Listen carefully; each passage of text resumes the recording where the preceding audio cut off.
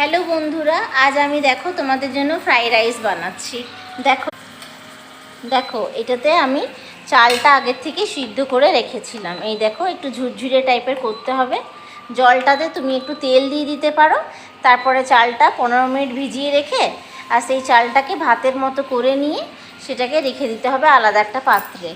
আর এই দেখো বন্ধুরা, নুন, এই ঘি, এইসব লাগবে, কাজু, কিশমিশ, তেজপাতা, গাজর আর শিমলা মির্চ, এইসব দিয়ে হবে আমাদের আজকে ফ্রাইড রাইস।